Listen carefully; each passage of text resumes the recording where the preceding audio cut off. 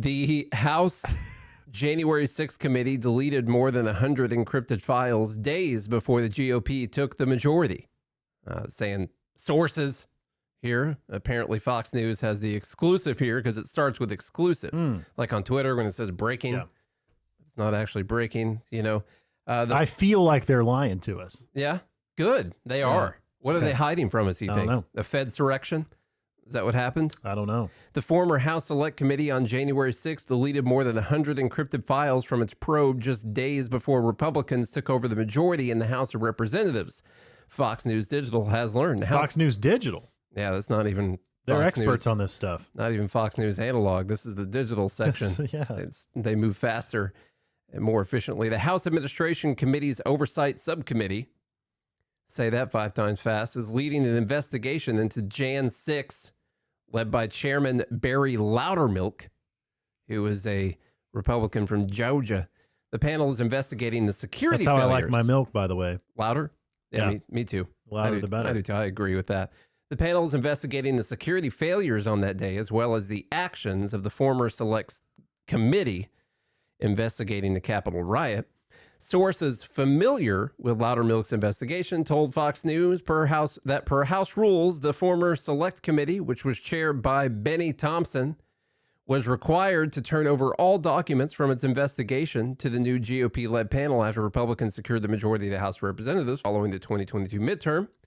But sources told Fox News that Thompson had told Loudermilk that the Select Committee would turn over 4 terabytes of archived data, but the new committee only received approximately 2 terabytes of data. It's a lot of data. I don't know that. I don't know that guy, by the way. No, I don't. I didn't watch the Jan 6 stuff. Let's see. Fox has learned that Loudermilk's committee hired a digital forensics team to scrape hard drives to determine what information they were not given. The team, according to sources familiar, determined that 117 files were both deleted and encrypted. Sources said those files were deleted on Jan 1, 2023, just days before Thompson's team was required to transfer the data to the new committee. Fox News learned the forensics team recovered all 117 deleted encrypted files, and now Loudermilk is demanding answers and passwords to access the data. See, they've got passwords on there, and I assume they tried password 1, exclamation point. Yeah. Password 2, exclamation point, stuff like that. @ symbol, $. Yeah, W0RD. Running through all those different things. Then you want to go through like the pet names of all the people that are there and stuff like that. They'll get it eventually. I don't know if they just tried all zeros or maybe leaving it blank. Yeah. That could be a way to do it too. This is the government we're talking about here. Let's see. Loudermilk sent a letter to Thompson and said, as you acknowledge in your Jan 7 letter, the Select Committee... That's July 7 letter. July 7, thank you letter, the Select Committee to investigate the January 6th attack on the United States Capitol did not archive all committee records as required. You wrote that you sent specific transcribed interviews and depositions to the White House and Department of Homeland Security, but did not archive them with the clerk of the House. Said they turned over 4 terabytes, but actually less than 3 terabytes of data. And he's asking for the passwords, and they have, I believe, until January, I think it said 24th later in the article, to turn over the password so they can see what's on these files. Charlie, what's on the files? Probably more shenanigans. Yeah. You know, like, I don't know how else to say it, butt stuff. Yeah. Okay. I got you. D-pics. Maybe. Stuff like that. Epstein's flight logs, maybe. Yeah. Something like that. Below the pants selfie. Where specifically they are going to be turning the frogs gay could be on there. Potentially. The fake moon landing. Okay. Who shot JFK? That could be in these files. That could be in there. That's right. More than likely, why would they delete 117 files and encrypt them? Password encrypt them? I think the answer would be that there were things said in depositions that they did not want to be part of their Jan 6 TV spectacle that they put on when they were hosting that whole thing. Probably people saying like, yeah, we just let them in. Pretty much everything was fine. You know, I don't think it was an insurrection. Yeah. Or saying like, oh, I was there, but I was an informant for the FBI. Yeah. Stuff like that. Right. You know, that's my assumption. You know, Ray Epps saying, oh, yeah, sure, they paid me a bunch of money to go tell people to go in the building. Yeah. You know, I don't know. We'll see. Why else do you delete things? Maybe they were duplicates. And so they just deleted them because they realized they had mismanaged their files, and then they put passwords on them because they were embarrassed about them being duplicated. Probably. Yeah. That's the surest explanation I can come up with. That's why I delete there. things.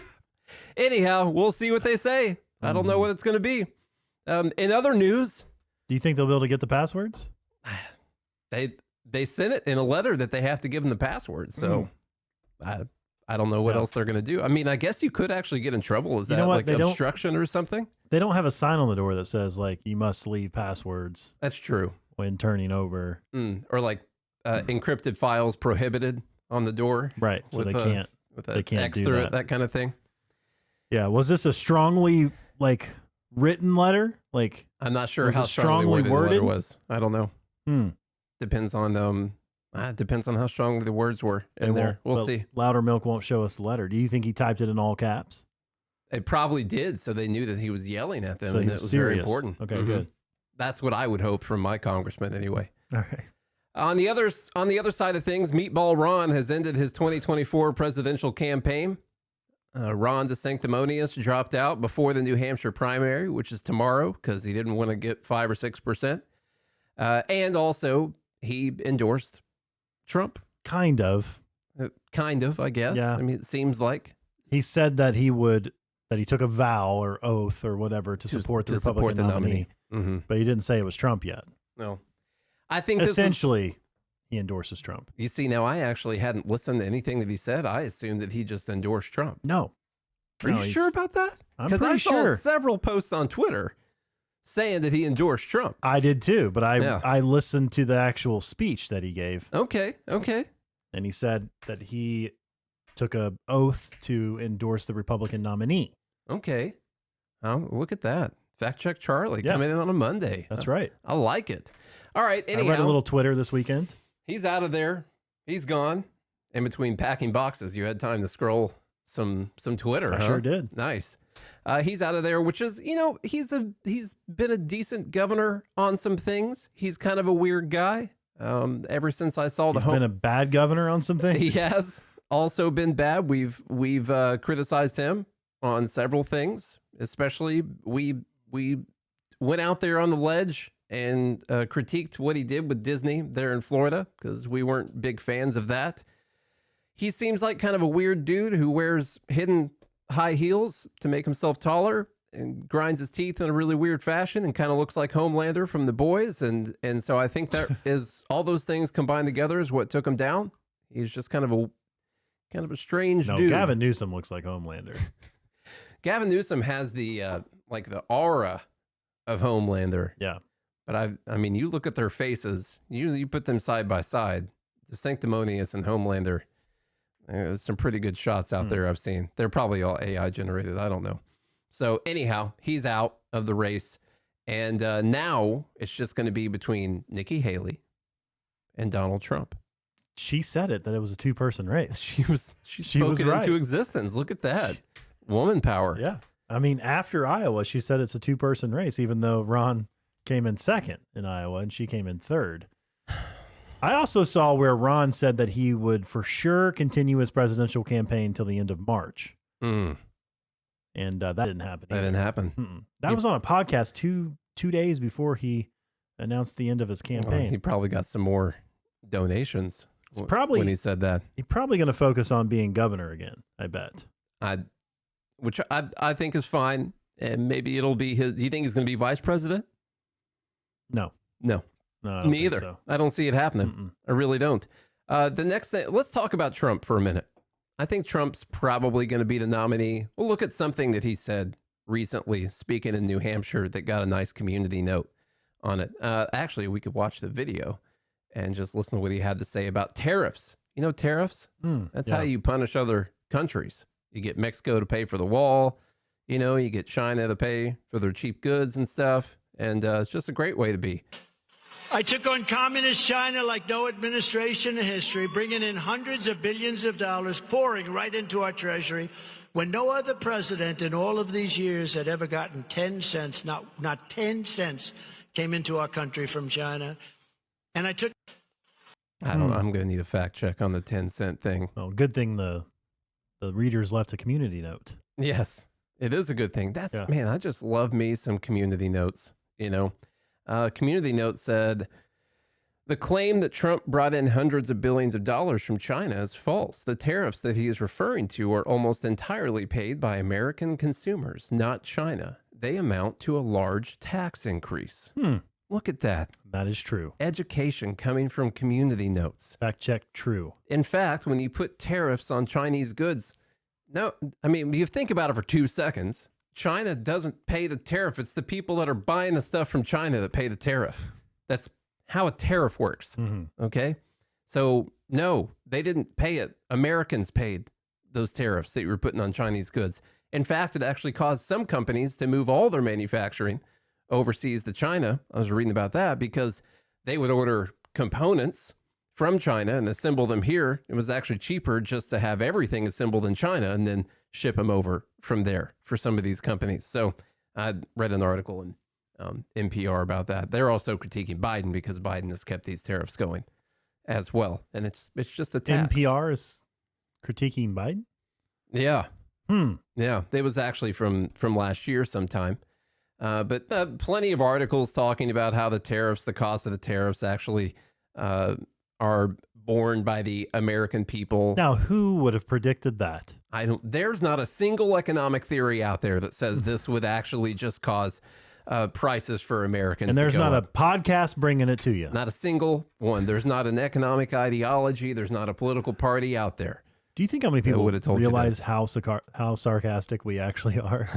If it's your first time listening, I bet some people are like, wait, yeah, there are. Yeah. Just search tariff in our episodes. We've talked about it multiple times. Oh, God. Who pays the cost of the tariffs? Several Back studies. when John was on the show even. Yeah, we talked about tariffs like one of our first episodes. Yeah. Because John was building a house. Our friend John was building a house, and the price of his house went up maybe roughly 30% just in tariffs overall. I mean, you got... That China was paying, though, right? Well, China paid the tariffs, so it didn't affect him any.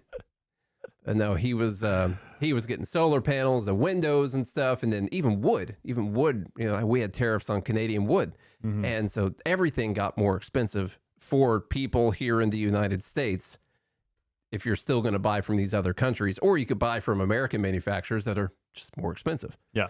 No matter what. They were still more expensive. You pay higher prices. Yeah. Yeah. That's just how it works, okay? Who pays the cost of the tariffs? Several studies have examined the cost of the Section 301 tariffs.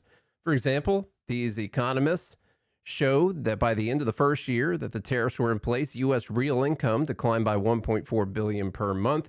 More recently, trade analysts, these people's names from the American Action Forum, found that U.S. consumers largely bore the brunt of the tariffs, paying a total of $48 billion, with half of this figure paid by U.S. firms that rely on intermediate inputs from China. A recent report by the U.S. International Trade Commission agreed that the cost of tariffs was passed through to U.S. importers. Back in 2019, President Biden agreed, stating Trump doesn't get the basics. He thinks his tariffs are paid for by China. Any beginning econ student at Iowa or Iowa State could tell you the American people are paying his tariffs.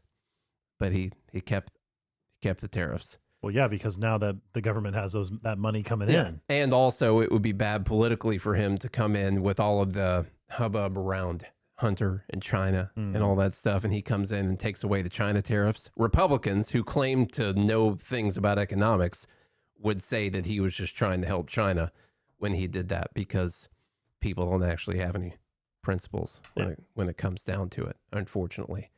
Okay, one other thing, speaking of people not having principles, Donald Trump posted out on Instagram critiquing Nikki Haley, because Nikki Haley, get this, Charlie, she thinks that we need to reform our entitlement system before it all goes bankrupt. Kind of. I mean, she clarified. She contradicted herself, but she tried to clarify in her town hall that I watched. Yeah. Well, the clarification is, when you say, do you want to reform it, you're saying that, like, oh, you're going to take away money from people who are retiring right now. But she only wanted to raise it for young people. Yes. And she didn't give an age. She did say that the retirement age needs to be raised for young people. She has thrown out, I think, people the age of her kids, like in their 20s and stuff, or however old they are, that they need to be on a different system, that they need to be able to opt out or just plan on not getting as much money and not depending on Social Security for retirement. The current pyramid's about to peak. It's there. It actually, if you look at this, we're a little bit past what the peak is. Around 2034, this right here says the U.S. trust fund assets reserves as a percent of those trust fund, those annual costs for these programs. I like how they still call it a trust fund, even though they take money out of it all the time. Yeah. They put it, there's an IOU in there, you know, Yeah. you don't want to lose that IOU. It's a pretty big one. Well, do you think the lock for this lockbox is encrypted? Someone could have broken the password on it, actually, you know? Yeah. Or they found the keys to it. Anyway, they're saying by 2034, we get down to no trust fund assets for these, for Medicare and Social Security. The point is, what's annoying to me, we have to do something about Social Security and Medicare. Like we're gonna be forced into it, and essentially everyone has decided that we're just gonna wait until we're forced into it. And because no one wants to be the person who goes out there and leads the charge to fix it, because you lose votes, because they'll lose their job. Yeah. And so, you know, do you blame the politicians or do you blame the people? Like, why is it that they know if they go out there and say that they're going to fix Social Security by letting people opt out and phasing this out like in 20 or 30 years, that they'll end up losing their job if they do this? So is it the politicians' fault for not stepping out, or is it the people who act like they care about our fiscal cliff, but it seems like they actually don't when it comes to things that they care about? I mean, is it the people's fault or the politicians? You know, maybe AOC wasn't wrong saying that we only had about 10 years. She was just thinking climate change. Yeah, she got the cause wrong. But really, it's the fiscal implosion of the United States. And by default, therefore, we couldn't afford climate change. That's true. I think that's maybe where she was going with it. She just stuck with the climate change part. I guess and so. forgot that we won't be able to afford all the things we need to do for climate change. And that's why, I mean, everything's going to happen at once in 2034. All of it. No money, volcano explosions, and humans breathing. Yeah. Scariest environment imaginable. Yeah. The world's going to crumble in itself. It'll be much like that Titanic submarine. You know, yeah. Just going to, just gone. Right into space. Imploded. Yeah. Yep. The earth is going to suck in on itself. That's how we all die. Okay. Yeah. My serious point here is that I find it super annoying that all of these MAGA conservative people who will critique everything that the Democrats or people on the left will do in their spending will still completely deny the fact that this is a program that has to get fixed. And if we don't fix Social Security and Medicare, basically nothing else we do matters. Like all the other discretionary spending stuff that we tinker around with, it does nothing. You know, we'll have fights over $20 billion. What if we just print more money? That's what we're going to end up doing. That's the issue. I mean, you're talking in a few all years. these modern monetary theory. Why are you listening to the old guard? The new modern monetary theorists, they have the modern theory. They all say printing money's fine. I guess. I mean, we didn't have any inflation over the last few years, so everything ended up fine. Yeah. We're all still living, you know. Eggs are $5 a dozen now, but who cares? Yeah. All right. What were they, 38 cents in 2019? What did eggs go to, by the way? They were like $2.50 now? Weren't they like 38 cents? 40 cents maybe? Oh, I don't know what eggs went to. I don't know. They got super expensive there for a bit. I think they were like cheap there for a bit. They got to where you couldn't even buy them there for a little while, for like 6 months or so. People were hoarding eggs. eggs? Got bad. No, the prices went up during the inflation thing. Okay. There was a supply problem with eggs. All the chickens were on strike. It was a general chicken strike with eggs. We can read about that some other time. So Nikki Haley, let me actually try to seriously pose something to you here for a minute. I saw this too. Oh yeah, this video is funny too. Yeah. Let me ask you this. Poor Nikki. We hate Nikki Haley, right? I mean, more than we hate Trump, probably. Yeah. That's probably based on the fact that she would be fine starting tons of wars and being involved in whatever conflict we could be involved in. Yeah, she's for sure a neocon. Let me pose this question to you, a hypothetical scenario. And she's a woman. Well, that's the other reason. Let me pose a hypothetical scenario to you. What do we on this podcast say is the most important? Economics. More than war? Probably. Yeah. Yeah. Economics kills more people than war, doesn't it? Probably, yeah. I know that this would never happen. I'm just trying to, because I'm just telling you where my brain goes. You got one candidate who might bomb as many places as we're bombing right now. But let's say that she was actually able to get some type of entitlement reform. That wouldn't happen because it doesn't matter. I mean, it just wouldn't happen. Okay, but let's say it would. What if Nikki Haley got in there and actually reformed Social Security in a way that we had a plan where people could opt out or you keep this whole thing going without raising taxes, which is what they're going to have to do. They're going to have to raise the FICA taxes to keep this stuff going. But what if you actually had a phase out plan and she brought this into existence and we finally had an opt out on Social Security where people could keep more of their own money and create their own retirements, you know, without the government taking all this money from you. Would that be important to you? It would, but she wouldn't be able to do it because of the wars that she would start. She would need the money to pay for those. Yeah, exactly. So she would get to it in her next term, I bet. Yeah. You know, you have to reelect her to get those entitlements under. I just had this weird thought over the weekend where I was like, what if she actually did reform Social Security and Medicare in a way that didn't raise taxes, but we actually phased it out? Like, that's actually more important to me than all the other stuff, because that's the actual fiscal cliff that we're going to hit. But if she would actually do it. But then the thing is, she wouldn't do it, you know. Well, she would say that she would have to do it in her next term. In their second term, yeah. You didn't have the votes to do it in the first term. That way she could get reelected. She also wouldn't be able to do it because she's a brown girl. And girl. She's brown and a girl. And a girl at the same time. So she just... Not that we know what a girl is. No, we don't know that. But... All right, here's the thing. Watch this video. She's been discriminated against. Mm-hmm. Yeah. She's been protested and demonstrated against. Whoops. Exactly. Okay, let's watch this video that is definitely a true story and not made up at all. We were the only Indian family in our small southern town. I was teased every day for being brown. So anyone that wants to question it can go back and look at what I've said on how hard it was to grow up in the deep South as a brown girl. Anybody can look at my record and see when Walter Scott was shot down by... I really wish the two girls interviewing her were black, by the way. That would have been so much funnier when they zoomed out just then. Also, what's this guy doing on the computer back there? But he's real busy. A dirty cop.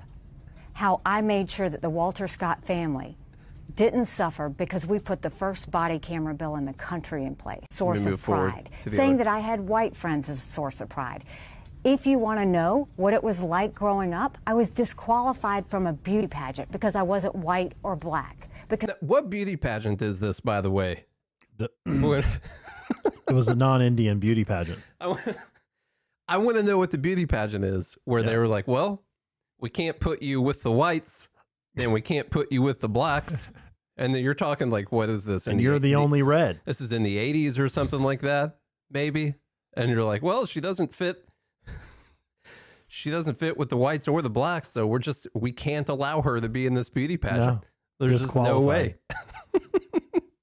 Come on, is this a real thing? It can't be a real thing. Because they didn't know where to put me.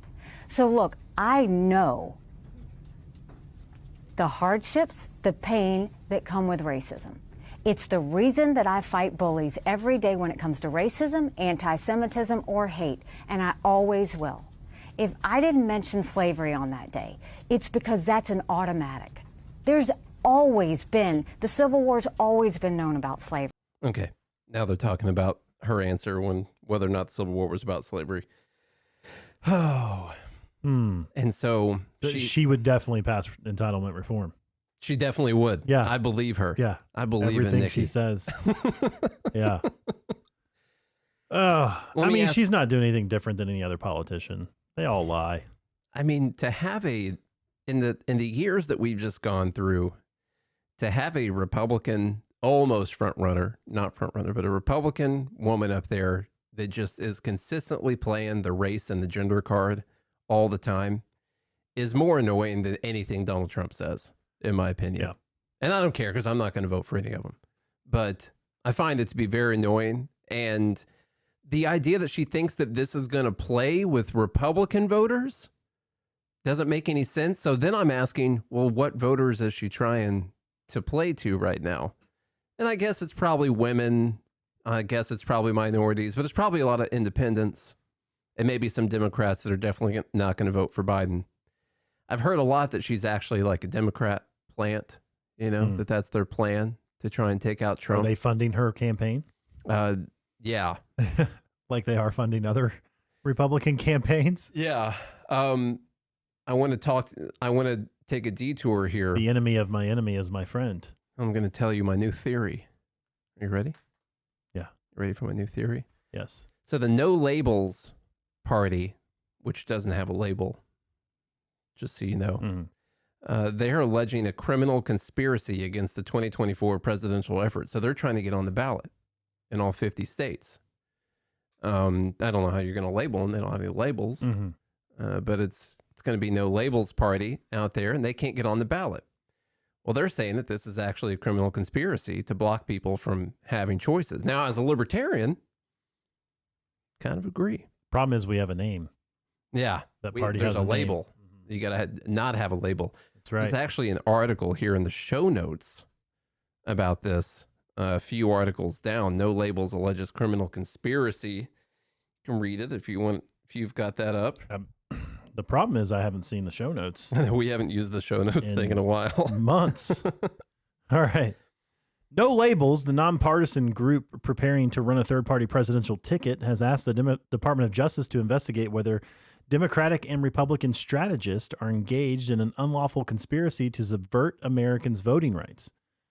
The organization, which has come under intense criticism from centrist Democrats and never Trump Republicans, is opening up a new legal front to make its broader political point that voters deserve better, a better alternative to Biden-Trump rematch. All we are doing is offering a choice, said Ryan Clancy, the chief strategist for No Labels. Don't put a label on him. It's the No Face Girl. Mm-mm. There's a clear and coordinated effort that we have reported to the Department of Justice to undermine people's choices in this election.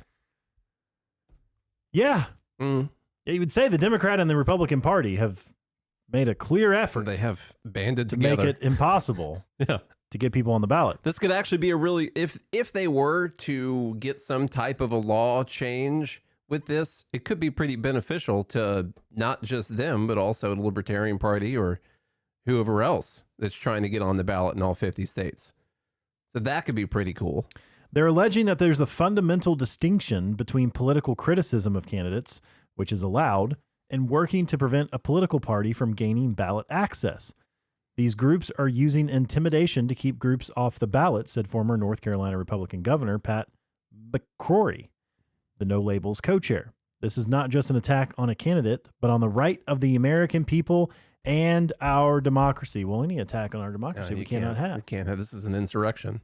Since last spring, No Labels has been making moves to get ballot access in all 50 states to run a bipartisan ticket. Good luck in Tennessee.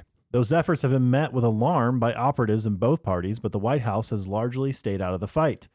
Critics argue that a No Labels bid can result in only one outcome, the restoration of former President Trump to the White House. We can't have that happening. Well, that shouldn't matter. If you're talking about ballot access, it shouldn't really matter that if you let this party get on the ballot, that could end up with someone you don't like becoming the president. That surely can't be an argument. Yeah. That's going to hold up. That means it greatly reduces the other one of the party's chances for winning. Yeah. And when you introduce more people. Yeah, you don't want to do that. Mm-hmm. In addition to the media interviews and negative tweets, there have been billboards driving around Georgetown questioning the financial motives of the No Labels CEO, Nancy Jacobson. No Labels claims that efforts like that are not protected by the First Amendment because they amount to voter intimidation. I actually don't agree with this case. Yeah. really at all. I think they can put up whatever billboards they want, but so skipping down a little bit, No Labels canceled plans for its convention in Dallas, but has not announced how it plans to select its ticket. The group has also not definitively said that it would field a ticket. But with Trump's victory in Iowa and Biden cruising to the Democratic nomination, the group seems likely to move forward with their plans. Former Senator Joe Lieberman heaped praise over the former South Carolina governor, Nikki Haley, saying Governor Haley deserves serious consideration. We are talking to a lot of people in both parties. None of them have said no, and none of them have said yes. So the question is Nikki Haley going to be the No Labels candidate? That's what I want to know. Because if to steal votes from Trump, so Joe Biden wins again? Yeah. If the theory by a lot of people is that she's actually a Democrat plant, a Democrat-funded operative to try and prevent Trump from winning, that could actually work out pretty well, because she would get never Trump people who weren't going to vote for Trump anyway. Maybe they were going to vote for Biden against him, but maybe they vote for Haley. She'd get a lot of independents. She actually does really well against Biden, by the way. This is for independents, likely voters. Haley fares best against Biden as Republican contenders hold national leads. Haley with independents gets 59% to 38% when put up against Biden. For not just independents, but for everyone, Trump is nationally winning 50% to 48%, which is a statistical tie. The margin of error is 3.1 points. So statistical tie there. When it comes to Nikki Haley, nationally, for all likely voters, she's winning 53% to 45% against Biden currently right now. I actually think that if she were the run on the No Labels ticket, this could put Biden back in office. You think so? Yeah. Yeah, I do. I really do. Therefore, I don't think we should allow them ballot access. Well, how do you feel? I feel like this is the plan. I feel like it's the third party run for Nikki Haley, because at this point, I mean, she knows she's not going to win the nomination over Trump. So what is she doing? So will RFK Jr. be on the ballot in all 50 states as an independent? I don't think he's going to be on in all 50. I heard him ask that question recently, and he's having the same issue that everyone does, trying to get ballot access everywhere. So we'll see. I know I guess in Tennessee, independents are easier to put on the ballot because the Libertarian Party pulled that protest thing, a couple of years ago, or in 2020, by putting 20 or 30 candidates on there for governor as independents. So I guess it's much easier there, but I don't know. I guess you only need 25 signatures as an independent. It's the same as the Republican and Democrat in Tennessee, but I don't know what the other states are. So anyhow, this is my new theory right here. It's the third party brown horse, Nikki Haley coming. I was going to say dark horse, but that didn't sound right. So yeah, coming in there, maybe taking votes away from Trump. We'll see. Well, you know who should run the country? A Native American. They should. Yeah. Well, so Elizabeth Warren should run? They're native. That's true. I'm just saying that might be a good thing for America. That's all I got today, to man. Have a Native American. We got out of here just in time for your hard stop. That's a lot of conspiracy today. I got so much conspiracy right now, man. Is it Conspiracy Mondays? I both think that Nikki Haley's going to be third party and that Joe Biden's not even going to be on the ballot at the same time. It's just a way for the Democrats to win. Yeah. And not really just the Democrats. It's the way for the deep state to win. It's the way for the administrative state to win. Yeah. I do think they're going to pull out everything they possibly can to keep Trump from winning. I agree. And possible jail. If that would work. But he can still win from jail. I don't know what you do. This is going to be I told you it's going to be a fun year. You would think that the going to jail would knock him out of it, but I said I wouldn't vote for him, but I will vote for him if he's in jail, because I've never had that opportunity before. And I've always wanted that's on a bucket list thing. So vote for a candidate in jail. I'm going to vote for a presidential candidate that's in jail. You heard it here first. If you want to get Nate's vote, go to jail.